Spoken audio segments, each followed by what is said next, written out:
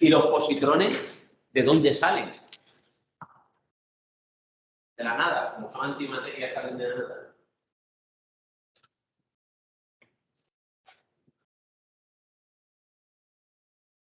Salen de núcleos inestables. Entonces, aquí lo ilustra bastante bien. Claro, aquí tenemos el magnesio y pone 2312. ¿Eso qué es? 2312.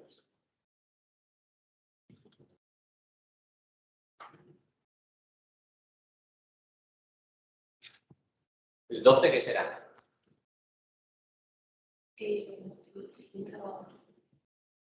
Número másico y el platónico. No el número mágico, el otro número atómico. ¿Y cuál? Va a ser cuál. No hay muchas posibilidades, ¿no? El arriba es el másico y el platónico. Eso es. No puede ser al revés, ¿no? No puede ser que tenga más protones. O sea, el número atómico es el número de protones que tiene el núcleo. No puede ser que tenga más en masa que el número de protones. Luego, ¿y la diferencia entre los dos? ¿Quiénes son? Los neutrones. Vale, pues yo tengo el magnesio con 12 protones y en total, pues 23 neutrones y protones. Y ahora decae y se convierte en sodio 11, ¿vale? Pasa a tener solamente 11 protones y se sigue quedando con 23, o sea, más átomos, número másico 23, y emite un positrón. Entonces, al emitir un positrón, esos positrones, cuando se encuentran con un electrón en su camino, se aniquilan y emiten dos fotones gamma con esta energía, 511 kiloelectronvoltios. La energía y la masa es lo mismo, ¿no? Entonces, la famosa conversión entre los dos. O sea, son fotones, ¿vale? Es como si esa masa que tenía el electrón, el positrón, se ha convertido en dos fotones. ¿Vale? Y además el número es muy característico, 511 kiloelectronvoltios. Eso pasa con todas las reacciones así nucleares y estas cosas, o entre partículas básicas, que las energías de las partículas son súper definidas. ¿Vale? O sea, no es que más o menos 511, no, es 511 además tiene no sé cuántos decimales y siempre es eso. Vale. De hecho, hay una cosa, una figura por aquí, esta de aquí, dice algo que no dicen las demás, que es que se emiten los dos con una línea de 180 grados más o menos 0,5. De hecho, esto es una aproximación también, ¿no? Pero no es exactamente 180 grados. Esta tiene un pequeñito ángulo entre ellas, pero un poquito, una curvada frente a la otra. Vale. Bueno, eso es el positrón. ¿Y la tomografía? ¿Qué es la tomografía?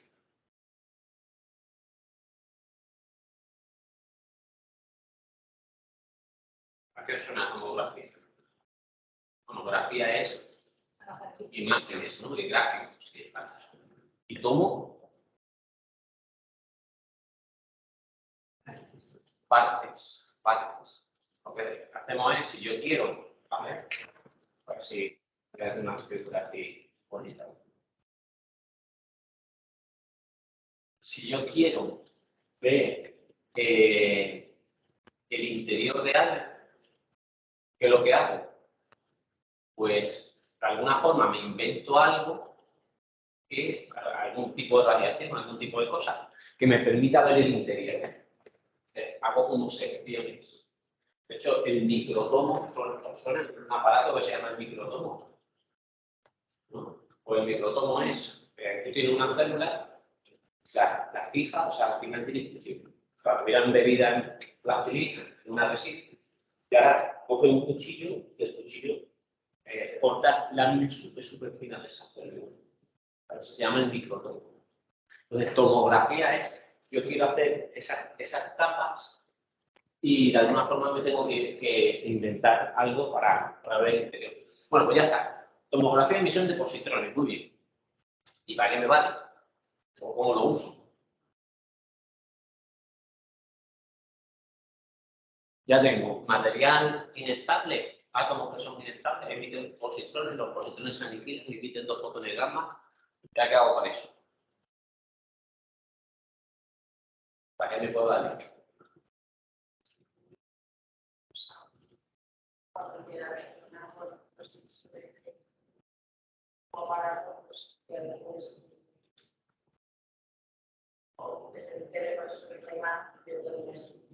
Eso, esa buena, ¿no?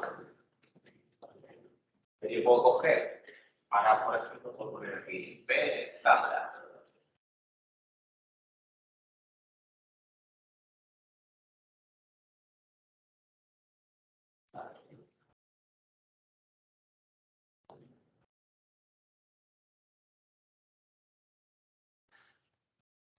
Y mi compositrón.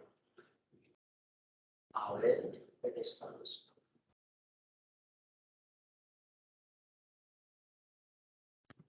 esto, ¿no? Yo tendría, y además empezamos a ver cómo funciona lo de la tomografía. Yo quiero ver el interior de la cabeza esa. Pues de alguna forma, ahora hablaremos de eso, se emiten esos 2 fotones gamma, que voy a tener un anillo de detectores, y en ese anillo de detectores resultará que me llegan los 2 fotones casi a la vez, estos dos detectores que están enfrentados, ¿no? Aquí se ve un poco mejor. Yo tendría que se emiten en esta dirección, entonces detecto aquí. Un montón de detectores alrededor. Y si esos detectores, algo que sea muy fino, sea un anillo muy fino, pues lo que estaré viendo es una sección, como si corto la cabeza del tío.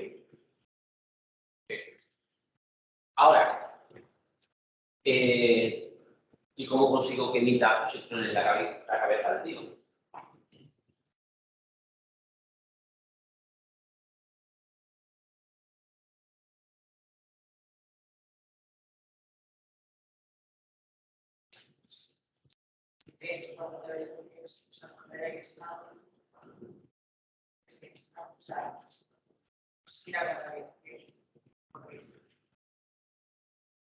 O sea, que hago, lo ilumino desde fuera con radiación o le meto la radiación. Se elimina si se separa. Se ilumina desde fuera con los rayos X, ¿no? Se le mete dentro, ¿no? Entonces, ¿qué hago? Se lo meto dentro, se lo inyecto. Eso, se lo inyecto. ¿Qué le inyecto? Material radiactivo. Material radiactivo, que estas cosas no son muy sanas, ¿no? Tampoco son tan graves. O sea, si yo te inyecto material radiactivo, no todos los materiales radiactivos son iguales, ¿no? En concreto, ¿qué es lo que me interesará de ese material radiactivo? Inyecto ahí de la central nuclear de Ucrania, o lo inyecto. ¿Qué caracteriza a los materiales radiactivos? Una de las principales características que tienen. Tiempo de vida medio. Tiempo de vida medio. ¿Cuánto tiempo eso tarda en decaer? En producirse esa reacción como visto antes. Entonces, el uranio tarda miles de años y ¿cuáles se utilizan? La mayoría de los ciclos.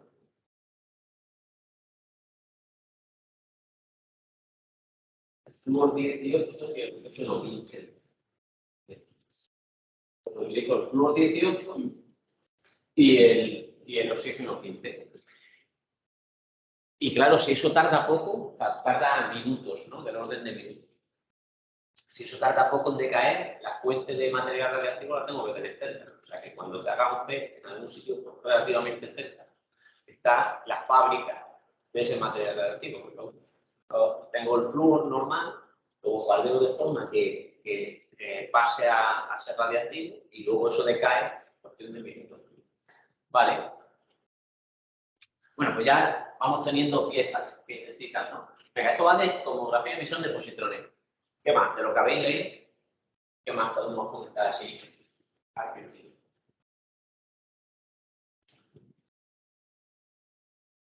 ¿Qué os ha llamado la atención?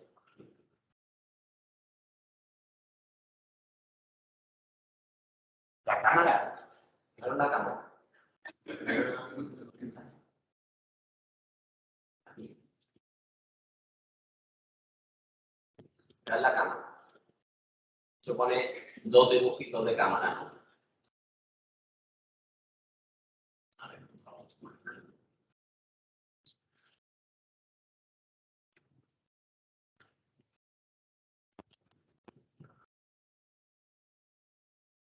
Este tiene como unos palitos aquí y este no. Ya están llamados escáner 2D y ya están llamados escáner 3D. ¿Cuál es la diferencia entre eso? ¿A qué son los palitos?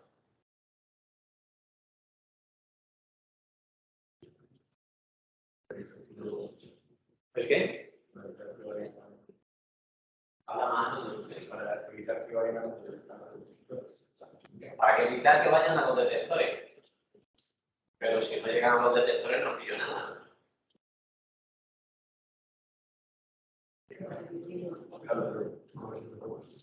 Claro, o sea, lo que no quiero es que un fotón que se emita por aquí me llegue aquí arriba, que podría darse. O sea, cuando se emite en cualquier dirección. Entonces, va a haber fotones de aquí que intenten llegar hasta aquí.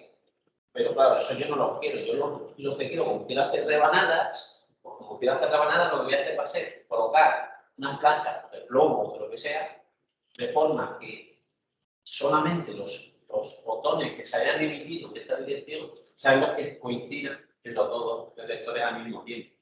En este diseño no pasa eso. En ese diseño, un fotón que llegue aquí se puede haber emitido aquí, entonces lo que estaré detectando es en esta línea. Aquí está prohibido esta línea, porque esos dos fotones van a ser absorbidos por las dos planchas estas de plomo que hay. Se llaman colimadores. La separación se llama colimadores. Entonces, este es 2D porque solamente ven los fotones que se emitan aquí, mientras que este lo ve todo, ¿no? Vale. Así de entrada, ¿qué os parece que va a ser diferente entre las dos cámaras? A la hora de sacar la imagen. A la hora de detectar. A la hora de detectar, ¿qué diferencia va a haber entre las dos cámaras? Es que los no van a llegar, tienen que coincidir, ¿no? Los fotones. Los fotones. Tienen que coincidir. Y de esta forma no coinciden en la detectores. Aquí Sí. sí coincidirán, ¿no? Estos viajan a la velocidad de la luz. O sea que prácticamente coincidirán en los dos detectores. Porque este se va a perder muchos fotones, ¿no? La eficiencia de este va a ser mucho menor que la eficiencia de este. Porque va a haber fotones aquí que se emiten, pero yo no los detecto nunca. Mientras que este va a tener mucho más eficiencia.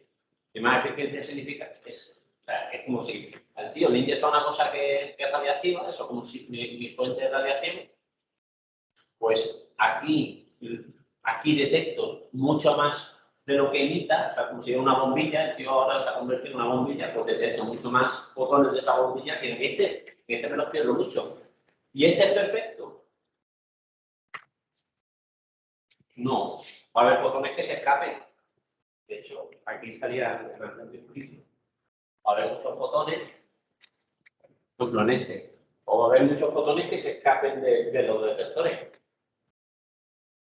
Y de hecho, podría darse el caso de que detecte uno de los fotones y el otro no. Porque uno ha dado la casualidad que me ha dado aquí justo en el borde y el otro, que está propagándose en la dirección contraria, se escapa del detector. ¿Vale? No llega a incidir con el detector. O sea que la eficiencia de detección es muy importante, ¿no? ¿Qué más cosas hay? Fijaos todas las cosas que van saliendo en Wikipedia.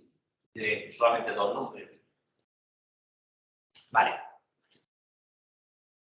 Bueno, yo creo que toda la parte esta, y luego hay mucha cosa de física ahí, y cómo se construyen esos detectores. Aquí tenéis alguna de las cosas, los germinales de Pittsburgh, no sé qué compuesto de yodo y sodio, ortosilicato de lutecio, no sé qué. Bueno, eso es cómo construyo el detector. Estos cristales de aquí pues son cristales. Esos cristales, ¿cómo los construyo? Bueno, ahí en la física esa no nos metemos. Vale, ¿qué más os ha llamado la atención de toda esta parte así?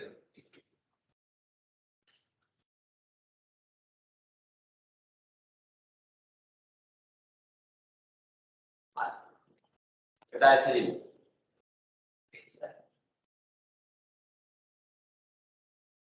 Pues casi no lo explica, ¿no? Le pone el nombre y ya está.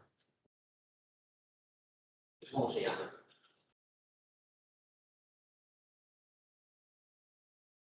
La transformada de Rado. Y la transformada de Rado. A ver.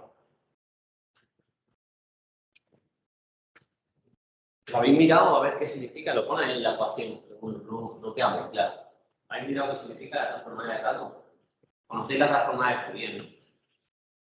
Todavía no lo hemos visto para imágenes, pero la veremos. Pues hay muchas otras formas de transformar imágenes o funciones y una de ellas es la de Rado. Entonces, la transformada de Rado, por aquí un segundito. La transformada de Rado, la idea es esta. O sea, yo voy a ir rotando un objeto y, bueno, mejor dicho, nosotros lo voy a dejar quieto. Lo que voy a rotar va a ser mi detector. ¿Vale? Entonces, voy a rotar mi detector y voy a calcular la integral de línea de todo esto. Es como si la integral de línea no me va a radiográfica. Entonces, vamos a hacer la transformada de Rado de un objeto. Vamos a empezar por a demostrar. Este objeto que tiene 1 dentro y 0 fuera. Entonces, técnico de la XY. Y yo lo que voy a hacer, voy a separar, o sea, así. Entonces, voy a proyectar todo sobre este eje. Y este eje, ¿quién me define ese eje? Me define θ. Y a lo largo del eje, tengo una dirección que es la X'. Entonces, yo lo que voy a hacer va a ser integrar. Voy a calcular cuánto es la integral a través de esta línea. ¿Cuánto es la integral a través de esta línea? Esta línea. Toda esta línea. Esta integral, ¿cuánto vale? O sea, aquí el objeto vale entero, aquí vale 1. Vamos a poner 1, vamos a poner ahí. ¿Cuánto vale esta integral? 0. Aquí me dará 0. Y aquí, 0. Cuando empiezo a acercarme al objeto, justo aquí en el borde, ¿cuánto vale esa integral? Pues ya no vale 0, pero tampoco va a ser un número muy grande, es decir, integrando relativamente poco, ¿no? Pues eso vale, a suponer que el radio del objeto fuera 1, ¿vale? Pues esa integral vale 0,3. Cuando atravieso todo el objeto, como el radio vale 1, pues esa integral vale 2. Y bueno, pues si yo ahora cojo y hago ese dibujo, voy a poner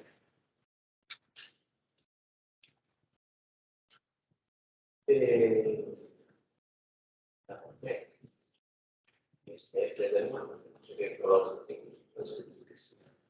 Ahora voy a poner aquí mi X' y voy a pintar lo que me ha salido. Lo que me ha salido de esa integral es esto. Fijaba el C, X' igual a 0. Y llegaba hasta 2. ¿No? ¿Estáis de acuerdo? Esa es mi integral. Sí.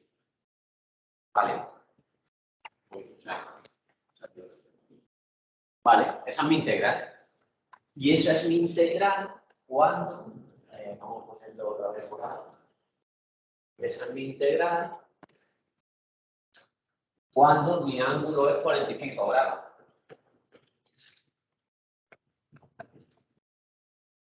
Y si ahora tengo otro ángulo, bueno, pues he dibujado este objeto a cosa hecha. de forma que todos son iguales. Todas las integrales, independientemente de cuál es el ángulo, son iguales. Por lo cual, si yo ahora quiero dibujar eso, bueno, pues lo que voy a hacer va a ser, voy a poner aquí mi eje X', aquí voy a poner mi eje θ, voy a ser mi eje X', y esto va a ser, ya nosotros sabemos de imagen, no va a ser una imagen que 2 a punto 0, pues en el 0 vale 2, ¿vale? Y luego pues nos alejamos del 0, es diferente, pues va cayendo hasta que llega a un punto que vale 0. Independientemente de cuál es θ. Vale. Vamos a poner otro objeto. Vamos a poner otro objeto que va a ser, bueno, mi eje XY,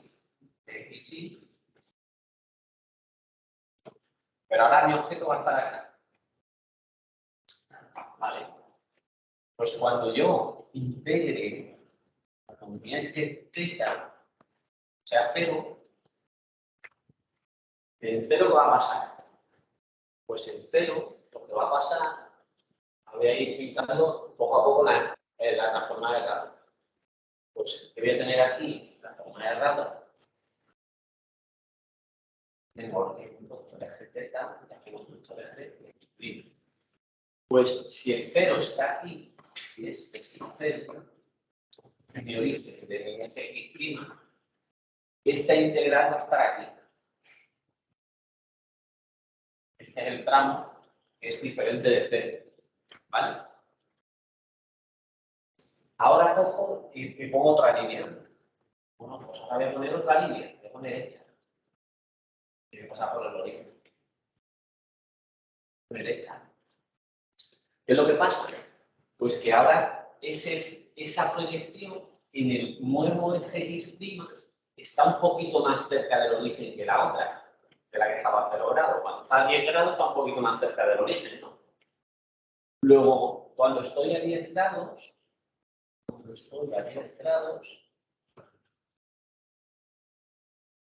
esto está un poquito más cerca. ¿Vale? Y si me pongo a 90 grados, cuando yo ponga este eje a 90 grados, aquí está mi nuevo eje. ¿No? ¿Esto dónde proyecta? El origen. Eso proyecta en el origen.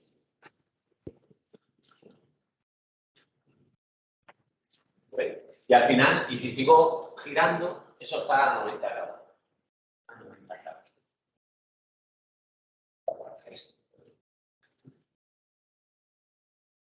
A 90 grados. Esto pasa justo por el origen. Y al final, ¿qué es lo que pasa? Porque sigo rotando, al final esto porque sigue una especie sigue un seno. Imagino que un seno. Y de alguna forma se entiende. Estos son puntos, estoy rotando, con lo cual se entiende que aparezcan senos por algún lado. El dibujito que había hecho el tío, ¿cuál era? El dibujito que había hecho el tío tenía 3 senos. Luego, en este dibujo, él lo que tiene son 3 pelotitas. Yo dibujo con una pelotita, que tiene 3 pelotitas. Una de ellas más gorda, la mediana, y la más fina. Aquí, cuando yo he puesto el eje X para abajo, la otra así. Este el ángulo, ¿no? Este es el mismo tipo de representación. Entonces, la transformada de Rado lo que hace es transforma cualquier objeto en este tipo de imágenes. Aquí este, pues ya a saber cuál era el objeto original, ¿no? Ya no están reconocibles. Cuando tienes puntos te salen senos, pero cuando ya tienes un objeto cualquiera, te salen cosas que no entienden. Y aquí igual. Este de aquí, esta imagen conocida, se llama el Phantom de Shep Logan. Bueno, pues el Phantom de Shep Logan, esta es su transformada de Rado.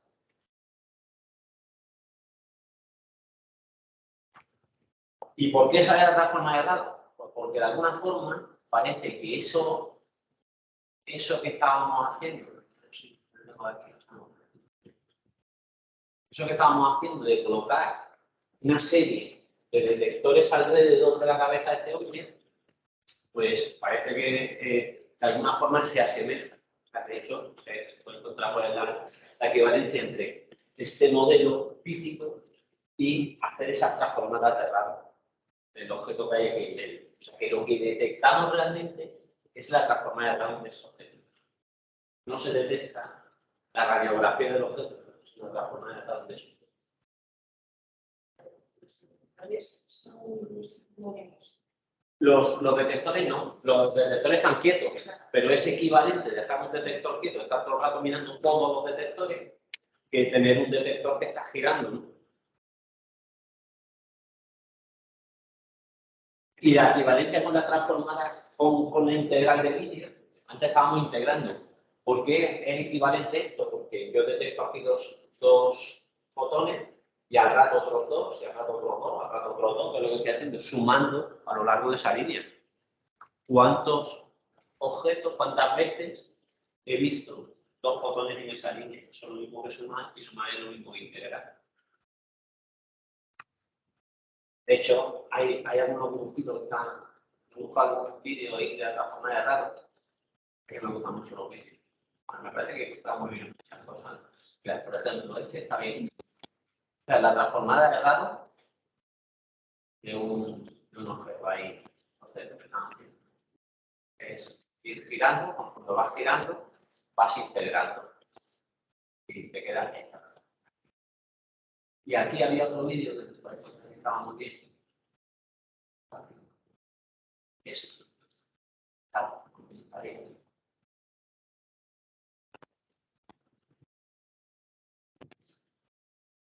Esto lo haces con más largo.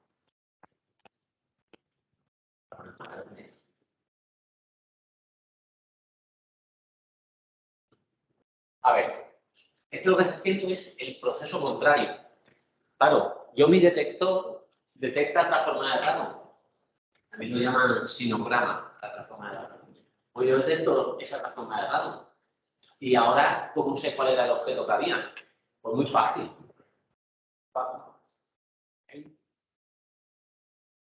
¿Qué has hecho tú? ¿Qué has hecho tú? Para detectar. Para detectar, yo he cogido y he integrado a lo largo de esta dirección.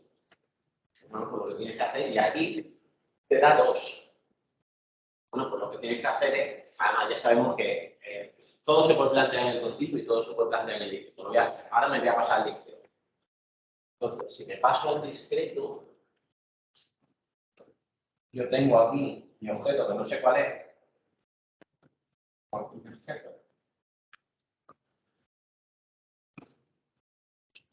Voy a poner como si esto fuera 0 grados, ¿vale? Pero yo sé que la suma, yo sé que las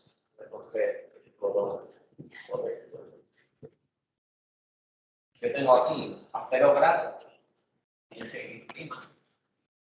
Este es mi eje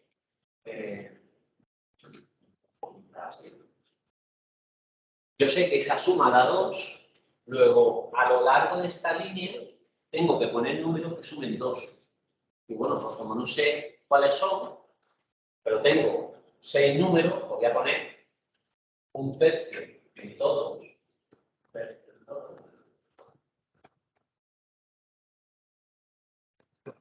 Y esta suma da 2. O sea que lo que hago es que cojo el 2. ¿Este qué hice? Proyectar. Bueno, pues yo cojo el 2 y lo retroproyecto. Esa operación de distribuir el 2 a lo largo de toda la imagen se llama retroproyectar. O back project.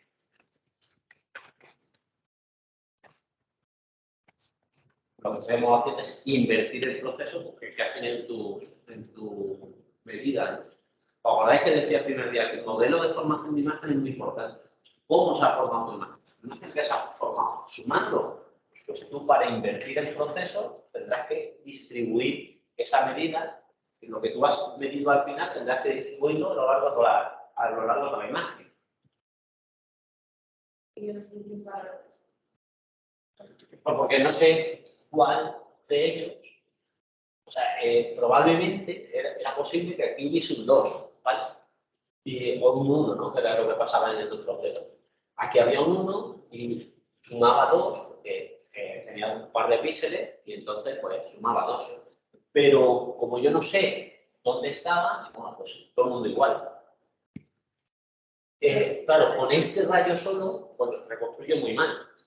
Pero tengo otros rayos al lado, tengo otros rayos al lado, tengo otros rayos al lado. Con lo cual, todos van a sumar un tercio. Y al final, ¿qué va a pasar? Pues que este un tercio se va a realzar y va a tener un valor más alto, que de hecho es lo que sale aquí. Aunque yo retroproyecto, pues es verdad que tengo cosas que no me valen, pero el objeto original tiende a realzarse. Claro, ¿qué es lo que pasa? Que la retroproyección sola no es muy surrealista. Y entonces es mejor, pues hay la asignatura adecuada para esto, hay filtros, a lo que retroproyecto, y cuando aplico este filtro, ahora ya sí que reconstruyo. Se hace un filtro. Se hace un filtro de lo que vamos a ver. Filtro paso alto. Filtro paso alto. Aplico ese filtro paso alto y reconstruyo. El proceso que estoy haciendo es invertir ese proceso de suma que ha hecho el detector.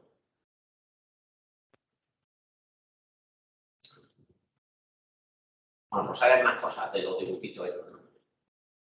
Bueno, ya sabemos que es la transformada de radio, ya sabemos que es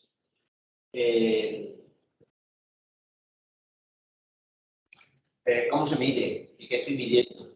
Vale. Ahora vamos con la parte más seria que nos interesa para la asignatura, ¿no? A ver, venga, ya vamos. Bueno, ¿tenéis alguna cuestión o alguna cosa que comentar hasta aquí que pone data modeling?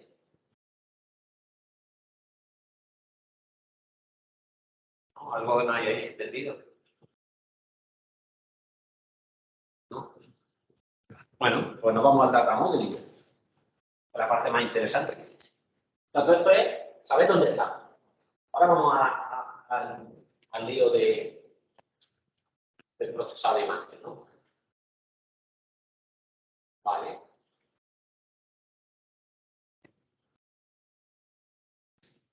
Aquí. Muy bien. Entonces, yo tenía medidas, ¿vale? Yo tengo aquí medidas.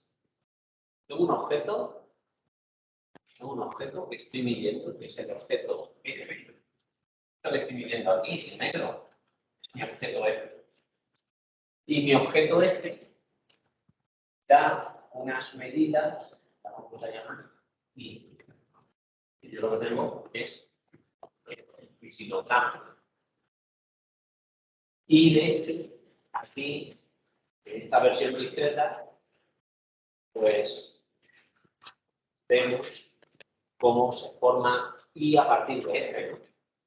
A ver, imaginaos, lo voy a repetir otra vez en cada. El limpito aquí. Yo tengo mi objeto F. No lo voy a hacer muy grande, pues ya lo podemos probar. Y aquí tengo unas medidas que van a ser mis medidas. Y he dicho que voy a integrar. Luego, si este es, voy a hacer una cosa. Voy a hacer, lo voy a llamar F1, F2, F3, F4, F5. Cuando me acabe esto allí, sigo por aquí. F6, F7, y llevo así hasta F20. Voy a poner esto de aquí. ¿Vale? Y bueno, pues esta medida de aquí, esta que tengo, que es mi primera medida, ¿qué es? Es la suma de F1 más F6 más F11 F16. ¿No? Y si ahora tengo otra medida por aquí, pues sería lo mismo. Pero esta ya no es la medida 1, sino que cada medida 28. Y este será pues, F1 más F2, F3, F4, F5. Oye, es que resulta que tengo una medida que está aquí. Solamente voy a poner un trocito más. Y que atraviesa así. Es que no atraviesa el cuadrito entero. O sea, no pasa nada. Pues esta medida, que será la 56, pues esta es 0,5 veces F1 más F. En ese caso que he puesto ahí solamente 0,5 veces F. Pero eso mismo podría por aquí en medio. 0,5 porque soy una mitad. Porque atraviesa solo la mitad y si atraviesa solo de una esquinita 0,1. Y si atraviesa. ¿Y cuánto entra? Pues esta integral. La intersección entre esta línea y el cuadrito. Y esa longitud, la longitud de ese segmento es lo que yo pongo. ¿Vale? Aquí, como estaba atravesando el cuadrito entero, pues atravesaba 1. Aquí lo que tengo que poner realmente es la longitud de este segmento. Vale, pues yo puedo hacer una cosa, que es, voy a coger, voy a decir, yo tengo una serie de medidas. Y esas medidas las puedo poner como una matriz A por mi vector F. Entonces yo puedo poner aquí un vector que sea I1, I2, así, por las medidas. Y esto va a ser una matriz por mi vector F. F1, F2, hasta F20. ¿Cuántas incógnitas? ¿Quiénes son mis incógnitas? Mis incógnitas son estas. Eso es lo que yo quiero resolver. ¿Cuántas incógnitas tengo? 20. ¿Y cuántas medidas? Tantas como tú quieras. Cuando tú te vienes aquí a medir, tienes tantas medidas como tú quieras para resolver 20 incógnitas.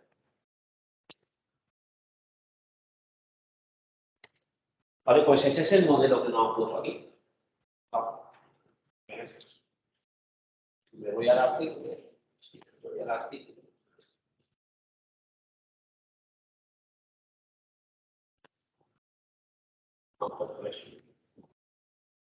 Lo que tú vas a medir es una matriz por el objeto más un par de cosas. A ver. ¿Quiénes son los R y los S? A ver, lo han llamado coincidencias aleatorias y coincidencias por scattering.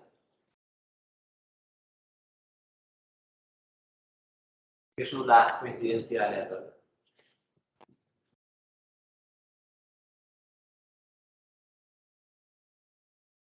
En principio, luego más adelante que lo explicamos.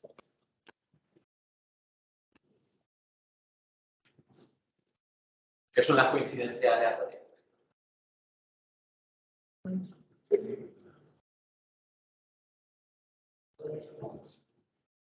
A ver si está por introducir.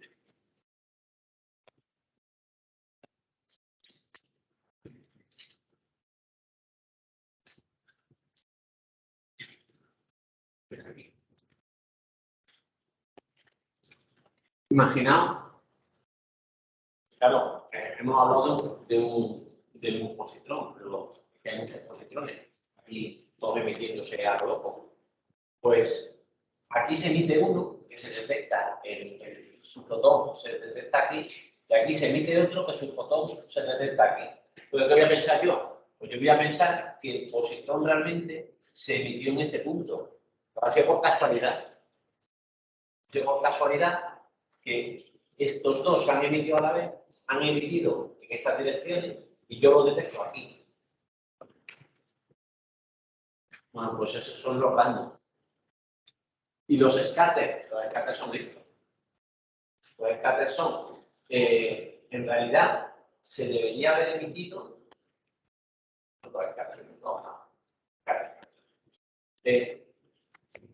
Se debería haber emitido así, línea recta.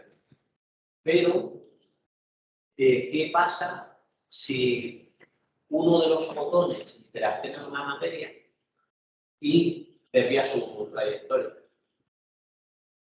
pues que lo podía dar aquí y el otro aquí, que era donde de verdad tocaba. O sea, el otro, o sea, este de aquí debería haber tocado aquí, pero ha interaccionado, se ha desviado y lo detecto aquí. Pues yo voy a pensar que los dos fotones se emitieron a lo largo de esa línea. No es verdad que se haya emitido a lo largo de esa línea. Eso es un artefacto. Entonces, tanto las detecciones que han llamado coincidentes como las detecciones que son por scattering, pues esas van a estar contaminando mis datos. Realmente contribuyen a la suma esa que estábamos poniendo, pero realmente no estaban a lo largo de esa línea.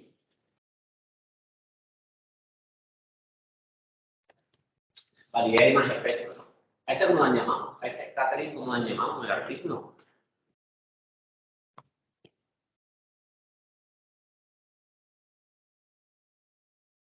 El scattering por efecto Compton se hace un scattering de ese fotón. Vale. Y de hecho, comenta un par de problemas más, ¿no? Uno es este de aquí, que es como lo llamamos, intercrystal scatter. ¿Eso qué es? Como ya sabéis lo que significa scattering, scattering es que un fotón cambia su dirección. Pues intercrystal scatter, ¿qué significa?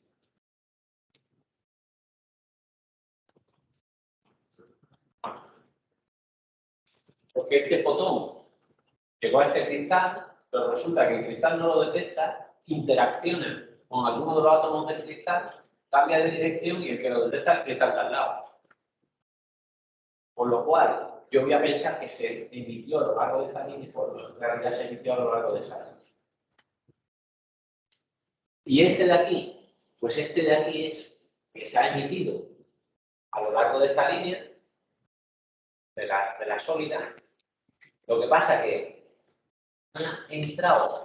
ha pasado tan poco tiempo dentro del cristal, porque el cristal ha pillado como de lado, que se ha detectado en otro cristal, el cristal de al lado. Y aquí pasa igual. Pasa un poco tiempo en este cristal, que es donde debería haberse detectado, y se detecta en el cristal de al lado.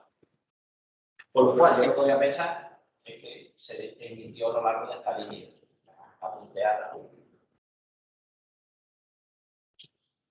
A ver, estos dos, ¿en qué van a resultar?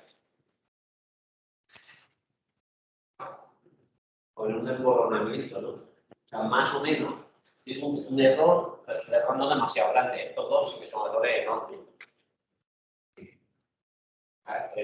Si detectas dos aleatorios, esos aleatorios se tocan. Y aquí pasa igual. Aquí son pequeños errores, aquí son errores enormes. Dime. O sea, errores de No de la matriz, sino de las medidas. no, pero no de la máquina. ¿De la máquina? Sí, sí. Porque los te pasamos de interaccionar con la máquina y los es. Claro. No lo puedes hacer así, pero los otros sí. Esto sí, de hecho, hay un montón de investigaciones y cómo me invento yo aquí. ¿Qué pongo entre las paredes? Por ejemplo, si pongo una pared de plomo, esto ya no pasa. Pero claro, si pongo una pared de plomo muy gorda, pues ya mi resolución espacial tampoco es muy buena. Hay un compromiso ahí, ¿no? ¿Cómo detengo los fotones para que no se me pasen al cristal de al lado y la eficiencia, si ha pasado un poquito por este cristal, ese cristal sea capaz de detectarlo? Hay un montón de investigación ahí.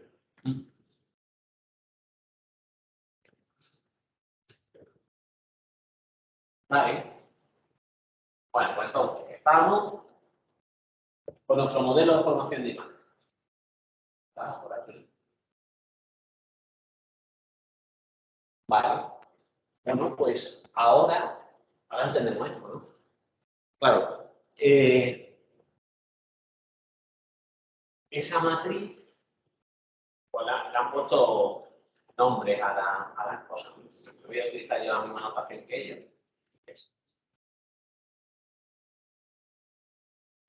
Entonces, Y digo, y es igual a P o F. A esta P le han puesto tamaño M por N. Pues esta es una matriz de M por N. Pues ya sé automáticamente cuántos voxeles, cuántos píxeles he discretizado mi volumen y cuántas medidas tengo. Este de aquí tiene que ser N por 1, es un vector de N por 1, y este tiene que ser un vector, vamos a ponerlo, este tiene que ser un vector N por 1.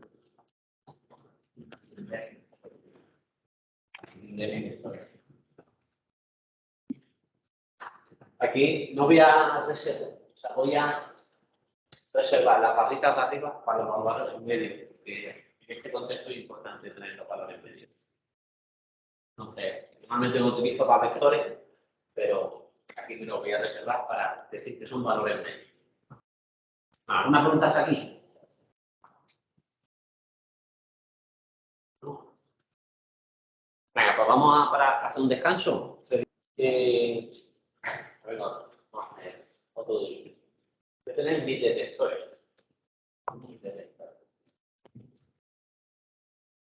Ya tengo. Voy a dibujar pocos detectores, porque si no, aquí no lo puedo también.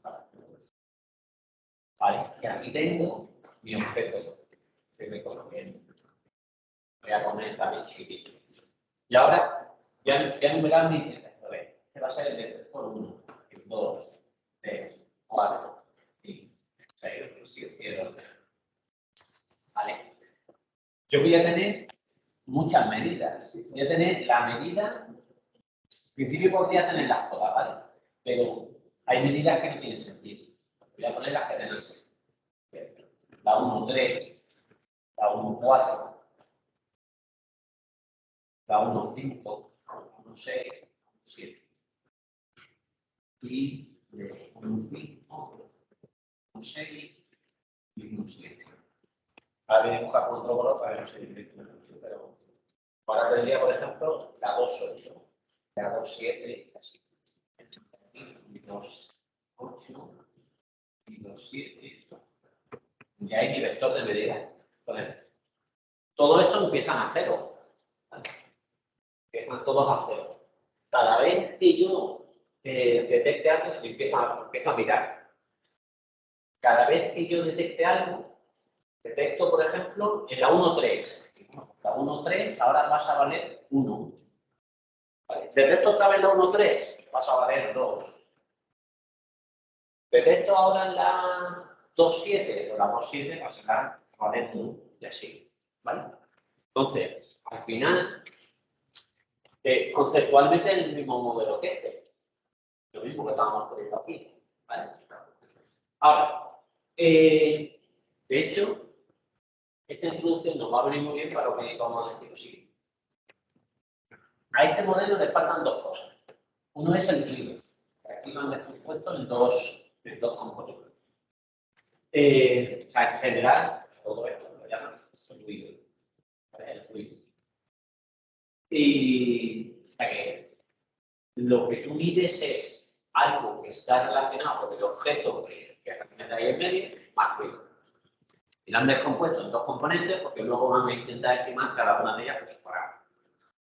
¿Vale? Y lo segundo que es interesante es justo este proceso. Estos eventos se producen de forma aleatoria.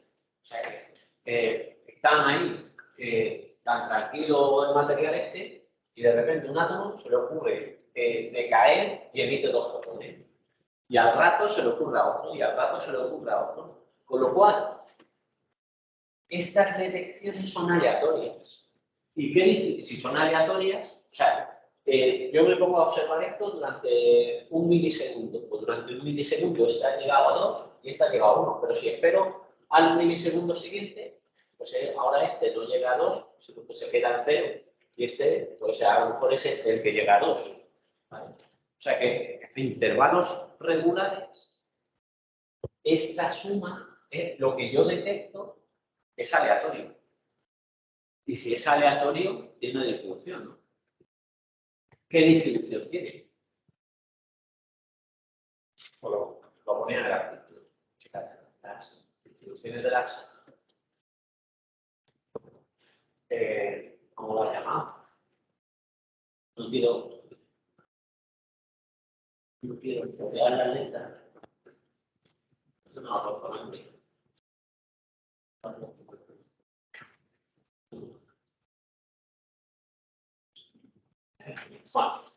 lo voy a llamar I general, ¿vale? No quiero utilizar esta porque esto no puede ser que lo utilice ahora. Vale, pues, vale, lo digo. ¿El qué? Lo de la investigación de personas. Sí, ¿dónde está eso? No lo he visto ahí. Sí, pero luego pone lo paso. Pero bueno, no. Vale, este sigue una distribución de Poisson. ¿De qué media? Pues de media y subir. ¿Y por qué cada medida tiene una distribución diferente? Pues porque imaginemos que yo tengo que ir cosas radioactivas, la tengo en una esquina. Yo lo tengo en una esquina, los detectores que estén más cerca de esa cosa radioactiva detectarán más, mientras que los detectores que estén de alguna forma más alejados detectarán menos, ¿no? Luego, cada detector va a tener una media que es suya propia, que de hecho es lo que quiero estimar. Esta ecuación es válida, esta ecuación de aquí. Esta ecuación es válida para el valor medio, no para la medida en concreto. La relación entre lo que yo observo y lo que yo tenía, esta relación es válida del valor medio. El valor concreto, mucho ruido. El valor concreto está aquí, tiene mucho ruido. O sea que durante un periodo de observación, lo que yo observo es bastante ruidoso. Y la distribución de Poisson, ¿qué aspecto tiene? Por aquí. Vale, Poisson.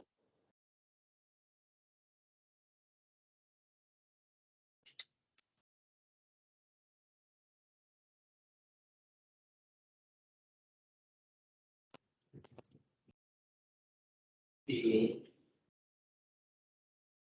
tiene esa cosa. De hecho, te pone la distribución de Poisson depende del valor medio de, lo llama lambda normalmente. Y bueno, pues para lambda igual a 1, estas son las probabilidades. Para lambda igual a 4, para lambda igual a 10. De hecho, esta es la probabilidad de observar X eventos, de observar X fotones. Pues la probabilidad de observar X fotones depende de cuánto tiempo, de hecho, el parámetro lambda, el significado físico que tiene es número de fotones por unidad de tiempo que tú estés mirando. O sea, tú vas a mirar un milisegundo, pues un milisegundo. Tú vas a mirar 10 segundos, pues 10 segundos. ¿Cuántos fotones en media recibes durante ese tiempo? Bueno, pues si vas a recibir uno, ¿cuáles son los valores más probables? Pues puede que veas 0. En media recibo 1. Pero puede ser que yo esté ahí esperando mi milisegundo y en mi milisegundo resulta que me llegan 0 fotones. También puede ser que me llegue 1. También puede ser que me llegue 2, me llegue 3, 4, 5.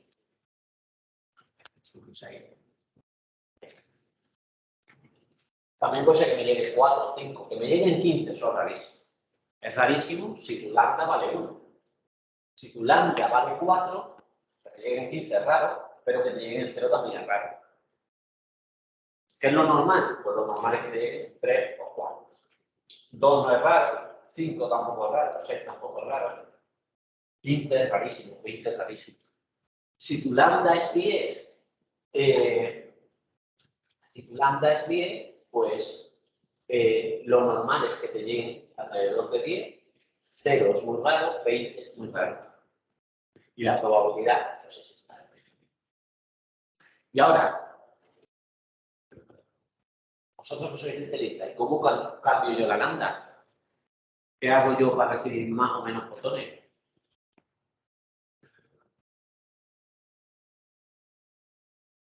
Podría hacer dos cosas. En este caso, En este caso, es hablar fácil de los iguales. claro, me meto más dosis al tío, ya, o sea, es como lo pongo más bombilla ahí dentro, ¿no? Pues ya está. Esa es una. Y la otra.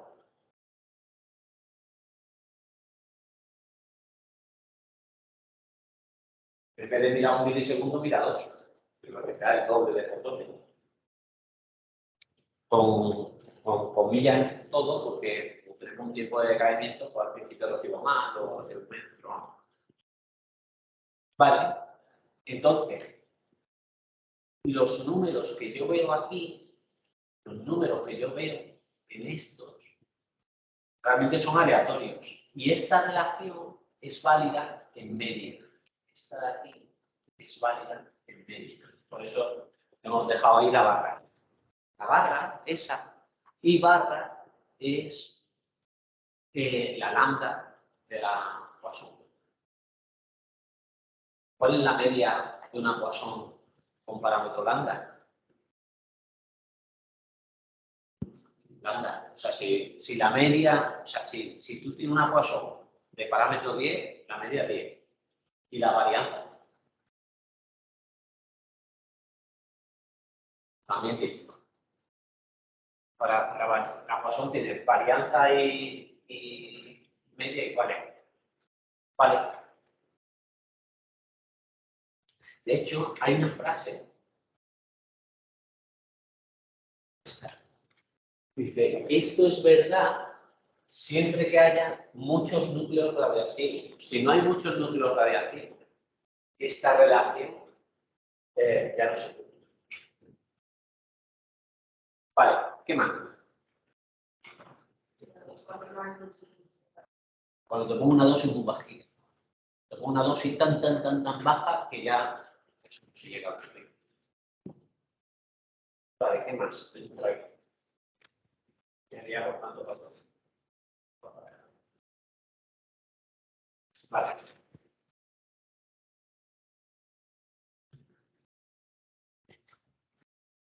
Vale. ¿Y con qué relaciona el ruido? Esto sí. Vale. Venga, ¿cuál es? Has mencionado dos fuentes de ruido, ¿no? Y vale, y ha dicho otra cosa aquí.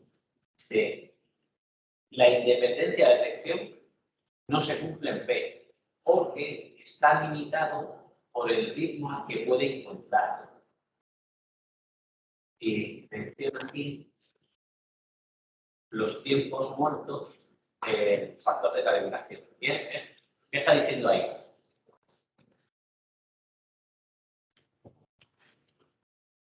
Dice esa frase. La que acabo de leer. O sea, eso de los tiempos muertos y de que la independencia. O sea, yo aquí he presentado que yo detecto el 1.3 y lo apunto. Y ahora detecto ¿cuál es el 2.7 y lo apunto. Y luego detecto el 1.3 y lo apunto. Pues el tiempo muerto es el tipo de catón a apuntar. O sea, yo he detectado 1.3, lo apunto. El 1.3 al final me ha generado aquí una carga. ¿Vale? Esto yo lo detecto porque tener una diferencia potencial entre dos cristales, no sé qué. Si genera esa diferencia potencial, tengo que limpiarla para poder detectar otra vez, ¿no? Pues tardaré un tiempo en limpiarla. Pues ese tiempo muerto, el tiempo de limpieza, lo puedo detectar. Y si me llega otro 1.3 mientras yo estoy limpiando. Por eso no lo cuento. Luego, la independencia, estas cuentas, estas detecciones son independientes, salvo por lo de los tiempos muertos. Porque durante el tiempo muerto yo no detecto nada. Luego, esa detección que me he perdido ya no es independiente de la anterior. ¿Y eso genera errores? Sí, sí.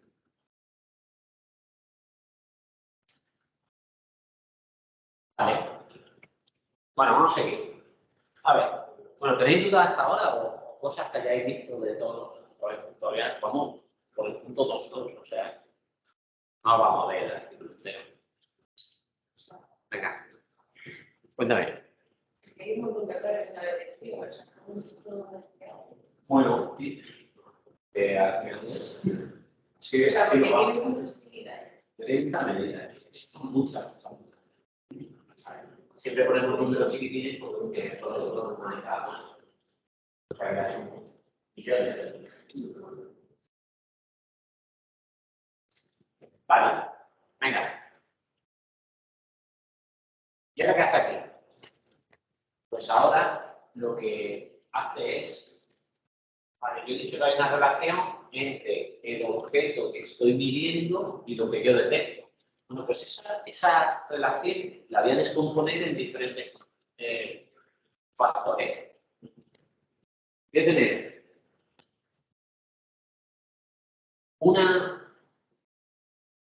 una matriz que la voy a llamar la matriz del positrón. ¿Y que tiene que ver con qué? Habéis leído. ¿Qué tiene que ver esa matriz del positrón?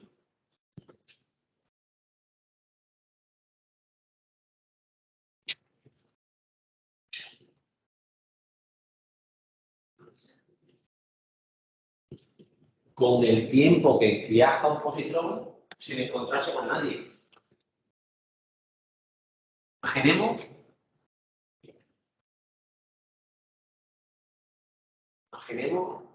que yo tengo aquí mi objeto.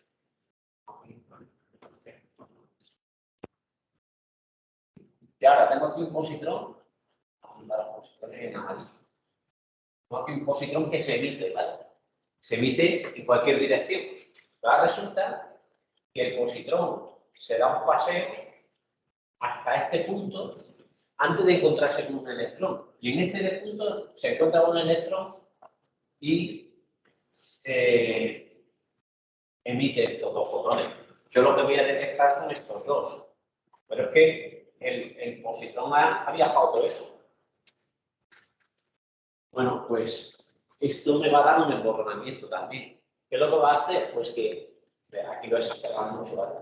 Que como mucho pues, se moverá al píxel de al lado o a uno de los píxeles de pero claro, ¿qué es lo que va a pasar? Porque cuando yo diga que he detectado eso, esta medida que yo dije, pues esta medida es la suma de, ¿cómo se llamaba eso? Digo, pues F15 con F16, con el F21, con el F22 y así. Pues ahora ya no solo eso, más algo, este era F5, más algo que depende de F5. Digo, os voy a poner un poquito más. Voy a poner un poquito más 0,1 por F5, porque como los positrones se pueden mover por medio objeto, claro, un poco exagerado, ¿vale? Pero como se pueden mover, pues va a haber píxeles de al lado o voxeles de al lado que contribuyen a la medida. Luego eso también lo puedo codificar. Cuando yo me ponga a decir cuál es la relación entre el objeto y las medidas, tendré que tener en cuenta cuánto se mueven los positrones. Y de hecho, te dicen que estos de aquí, los de Fluor 18, pues tienen una full width half maximum. ¿Eso suena? ¿Sabes lo que es?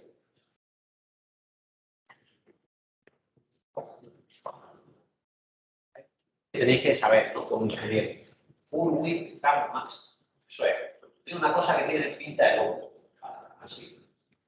A que sea, no tiene por qué ser gaussiano. Pero esto es lo máximo. Voy a poner el máximo, sea fácil. 1. Bueno, pues, esto pasa a los medios. Ahí. Bueno, pues esta distancia, a eso se le llama full width half maximum. Es half maximum. Por esto. Por aquí es half maximum. Y half width porque estoy midiendo en su completo.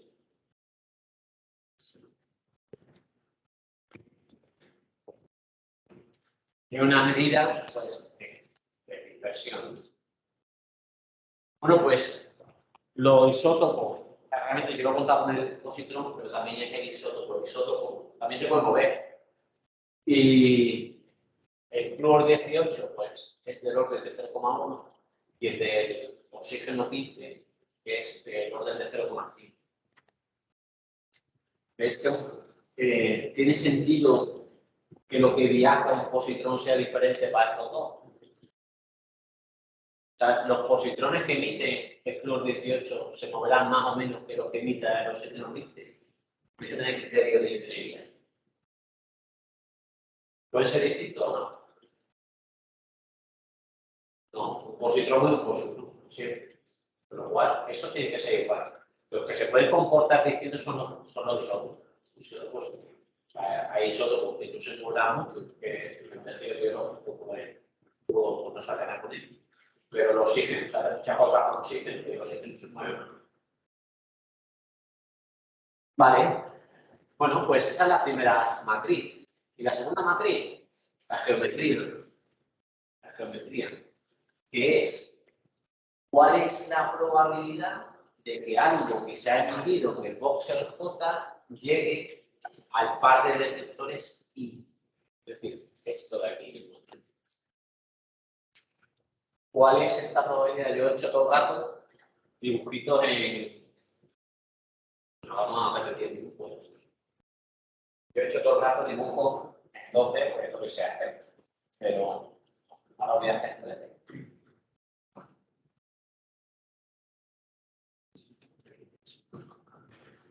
Vale, ese es mi cubito, esa es la cabeza del tío. Y ahora yo tengo aquí mi anillo de detectores. Mi anillo de detector. Y ahora yo tengo aquí mis detectores. Tengo ahí mis detectores.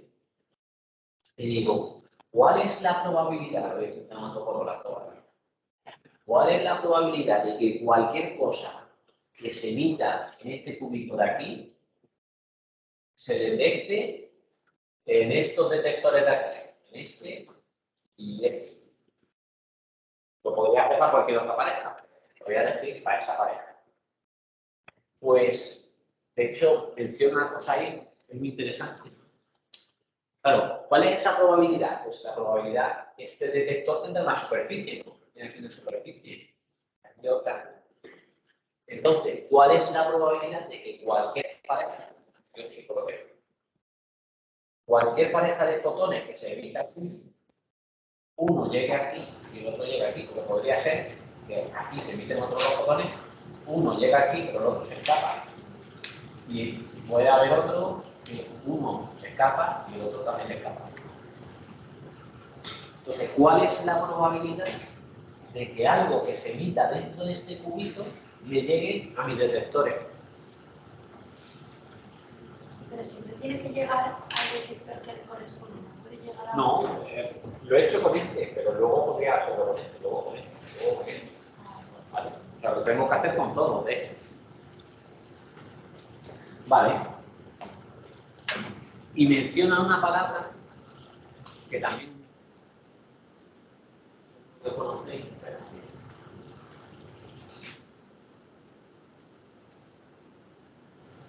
Se llaman ángulo sólido.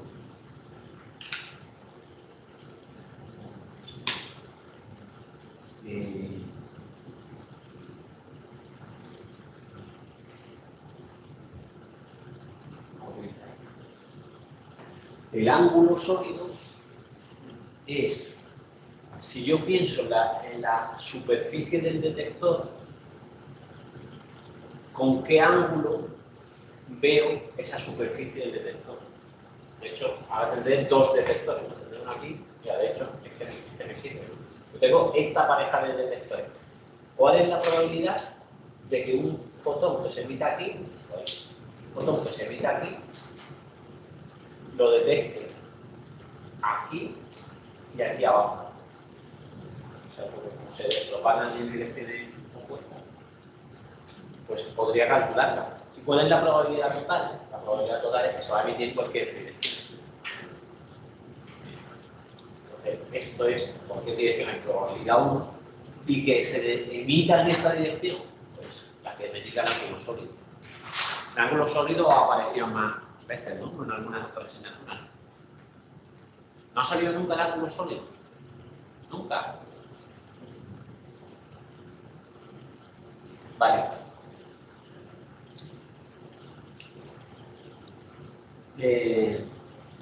Pues, a ver. Culturilla. ¿Cuál es la unidad de ángulo sólido? El estéreo radiano. La unidad de ángulo, ¿cuál es? Radiano. La que le gusta a los matemáticos, la que le gusta a las personas son los grados. Pero lo que le gusta a los matemáticos son el radiano. Pues la unidad de ángulo sólido es el estéreo radiano. ¿Y cuántos estéreos radianes, cuántos radianes tiene una circunferencia? 2pi. ¿Cuántos estéreos radianes tiene una esfera? 4pi. Entonces esto se mide, ¿vale? Y de hecho, ¿vale?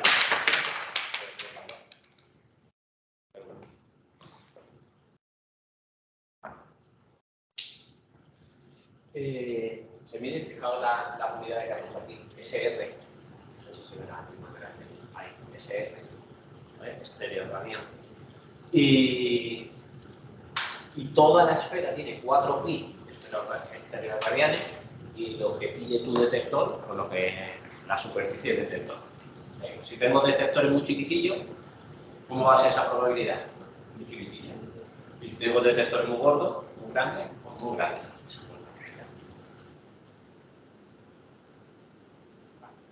¿Entendido? Esta otra, o sea, tengo un factor de cuánto se mueven los isótopos. Tengo otro factor de cuánto se mueve, cuál es la probabilidad de que algo que imita el isótopo yo lo detecte.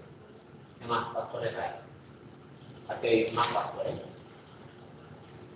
Otro, un factor de atenuación. Claro, aquí hemos estado hablando todo el rato de que los fotones se propagan y llegan a los detectores. ¿Y qué pasa? ¿Qué pasa si tengo...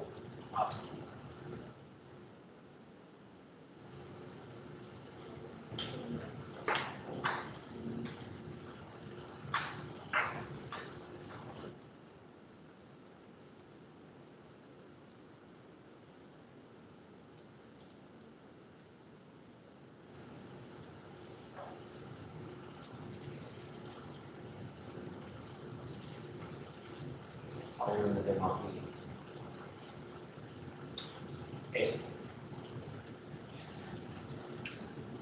¿Qué pasa? Mira, aquí de hecho se ve que te hacen una radiografía, bueno, una radiografía, con mucha radiografía, es lo mismo que estábamos contando con el PET, pero ahora con rayos X. Pues te hacen como un escáner completo del cuerpo con rayos X y lo hacen con PET, y ahora cojo y los pongo los dos. Y ¿qué pasa si estos fotones que se están emitiendo aquí emiten, pero claro, uno choca uno pasa a través de una costilla y el otro no, pasa entre las costillas? Pues parece que el hueso va a absorber más que el hueco entre las costillas, ¿no? Luego va a haber fotones que no lleguen a atravesar nunca. O sea, se han producido, pero no los veo porque se han quedado atrapados por el material. Con lo cual, va a haber, este es el cuerpo del tiro. Esta matriz de aquí es el cuerpo del tiro, que va a absorber. Entonces, ese lo llamo un término de atenuación. Y otra pregunta más. ¿Por qué aquí veo el cuerpo entero y aquí solamente veo alguna zona? De hecho, hay una zona ahí súper brillante y otra zona súper brillante ahí. A ver, ¿eso qué es? Vamos a empezar poco a poco. ¿Por qué en rayos X veo más cosas que en P? Si yo le he inyectado una cosa ahí radiactiva al tío, ¿por qué no está el tío entero radiactivo? ¿De qué? ¿Por qué? La vida media. Porque la vida media es pequeña, pero vamos, es del orden de minutos. En minutos te da tiempo lo que sea. Y esta muerte en sangre te da tiempo a irse a donde quiera. En minutos. No, en segundos, de hecho, le da tiempo a irse a donde quiera. ¿Y por qué se concentran? Y de hecho es para lo que es principal uso de fe. ¿Por qué se concentran ahí arriba? No en todos los demás sitios. De hecho, ¿qué te inyectan en realidad? ¿Sabéis qué es lo que te inyectan?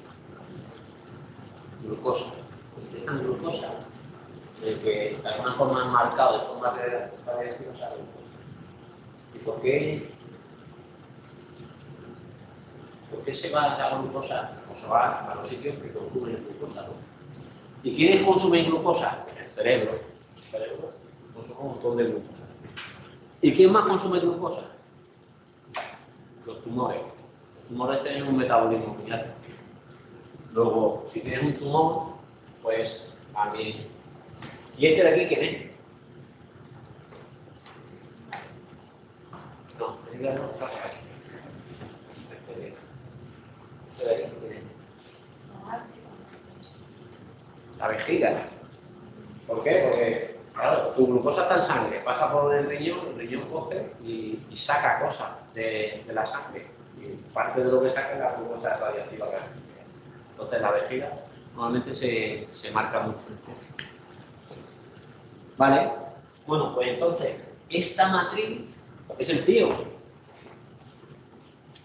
Y ahora llego al detector. Ya resulta que el detector, pues ya lo hemos visto. Aquí, llegan los fotones al detector, sobre todo esta de aquí. Ya resulta que mi detector hace un scattering del fotón, o mi detector no lo detecta y el que lo detecta son los al lado. Vale, pues eso también lo puedo meter en mi matriz. Y al final, ¿cuál va a ser mi matriz total? Pues mi matriz total va a ser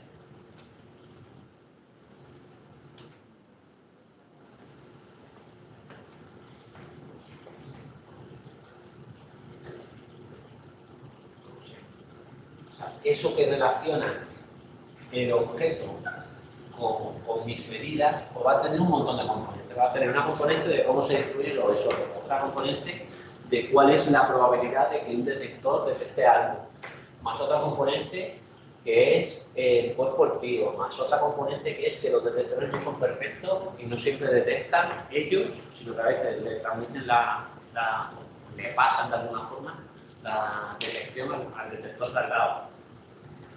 Pues todo eso va a ser mi matriz de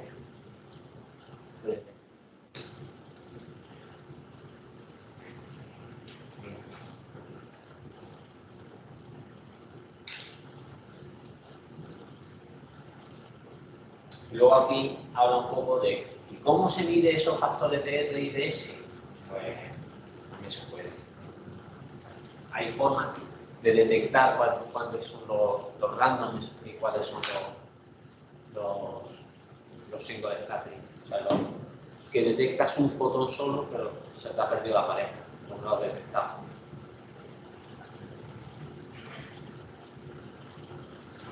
Bueno, yo creo que podemos dejarlo aquí. Hay mucho más, pero todo lo que queda, mucha tela y todo se puede hacer, pero creo que ya por hoy es bastante.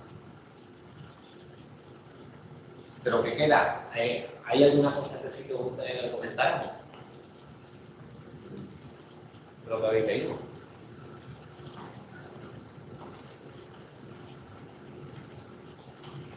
¿No? Bueno, pues para el examen, eso es lo que tenéis que hacer.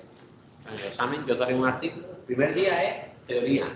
Tenéis que háblame de las transformaciones puntuales, háblame de la transformación de Fourier, háblame de lo que sea. O sea, las preguntas son una línea, una página, 2 páginas, lo que necesiten. Y el segundo día os doy un artículo, que no es uno de los que hemos visto, doy uno, y tenéis que comentar todo lo que se os ocurra a través de ese artículo. Comentamos nosotros, nos hacen preguntas. Sí, la pregunta que te voy a preguntar es pues esta que os puesto aquí.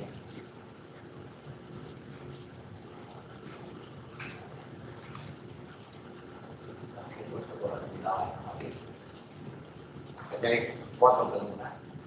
¿Cuál es el problema que quieren resolver? ¿Cómo lo resuelven? ¿Qué les sale?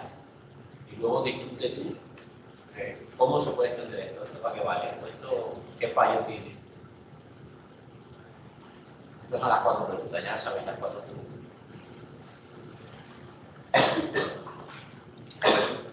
¿Alguna pregunta o no? Pues,